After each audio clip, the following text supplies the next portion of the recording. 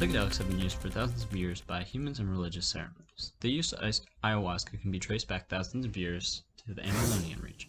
In the 1930s, Albert Hofmann first synthesized LSD, which became known as Bicycle Day. From this point on, the therapeutic potential of psychedelics was known. In the modern world today, pills are taken daily with a myriad of side effects if they work.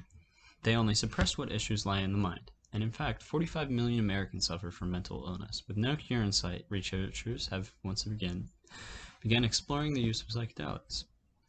Currently, millions are plagued by mental illness, and pharmaceutical companies turn patients into customers, while psychedelics turn patients into people and offer long-term solutions and insight into the inner psyche. Those who suffer from mental illness should be given a treatment which does not cost and ruin them. Psilocybin is safe for the body and mind, and which may have helped to actually create all of human culture. Imagine being depressed and losing the ability to orgasm, or dying after a nice brunch out, but the pickles on your sandwich kill you because you're on a monoamine oxidase inhibitor. All unfortunate side effects of the common antidepressants rarely described to treat patients with anxiety and depressive disorders. The name brand medication is often ridiculously overpriced and truly can only be afforded with insurance. Zoloft is one of the most popular SSRIs on the market and costs $329 for a 30-day supply. Side note, psychedelics are considered dangerous substances with high potential for abuse and no therapeutic value. The government lies to you.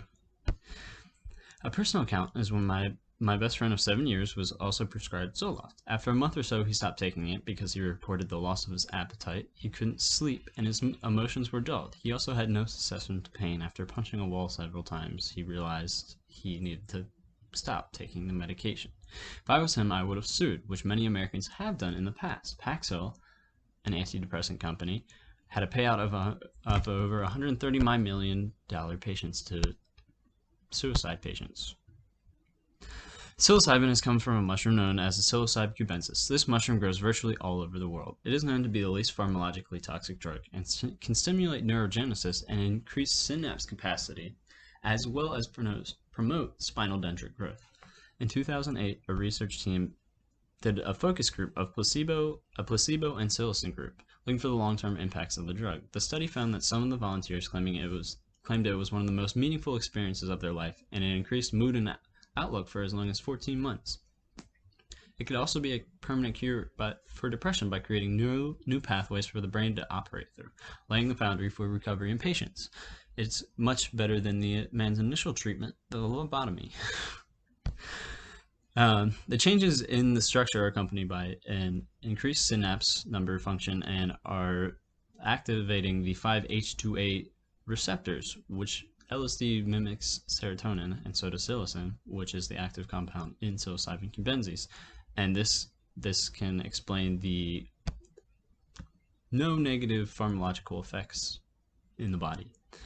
Psychedelics have been used by man's culture for thousands of years. They were used for hunting, orgies, connecting with the divine, and as well as medicine.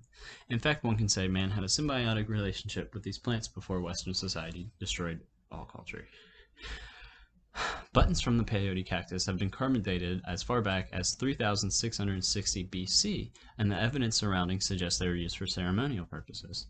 The late and great Terence McKenna, an American ethnobiologist, theorized that mankind evolved into modern consciousness as a using psychedelics, and says that it was the evolutionary catalyst for which language, productive imagination, the arts, religion, philosophy, science, and all of human culture sprang. Modern society has a flawed perspective on the use of these drugs, when in reality mankind has regarded these substances as sacred. Luckily, we are reaching a psychedelic renaissance where new research is showing us the benefits and non-lethality of psychedelics. Psychedelics open the door to perception, giving us a way into the mind that we haven't seen before. And alongside use with therapy, I imagine we can have a mental health revolution. Today, psychedelics are considered to be Schedule I drugs with high potential for abuse and no medicinal value. Since Nixon, we have faced a horrible war on drugs, but now we are in the age of information, so ignorance is a choice, and as far as I'm concerned, the choice between suicide and eating a mushroom is clear. Thank you for joining me. My speech.